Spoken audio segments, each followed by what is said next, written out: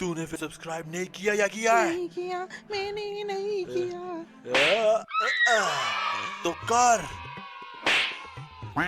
साथ में bell icon भी दबा, लाइक भी कर, वीडियो को शेयर भी कर। क्या आप जानते हैं मैंने ये वीडियो क्यों अपलोड किया है? इसलिए क्योंकि बहुत सारे लोग हैं जो मुझसे मुसलसल पूछते रहते हैं, आप अब कोई वीडियोस अपलोड नहीं करते फेसबुक पे या यूट्यूब पर? मुझे तो 2 साल हो गए मैंने आपकी कोई मुनाजरे की वीडियो नहीं देखी। और जो आपका प्रोग्राम है जवाब तो है जो देसी टीवी पर चलता है, उसकी भी कोई वीडियो नहीं मैंने देखी। मुझे तो कितने महीने हो गए हैं।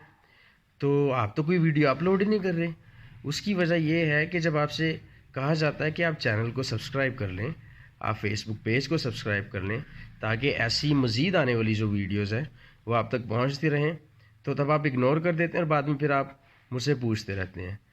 तो बजाय इसके कि आप मुझसे हर बार आपको पूछना पड़े, आप चैनल को लाइक करें, सब्सक्राइब करें, यूट्यूब चैनल को भी और जो फेसबुक पेज है इसको भी, ताकि आपको ये वीडियोज़ मिलती रहें।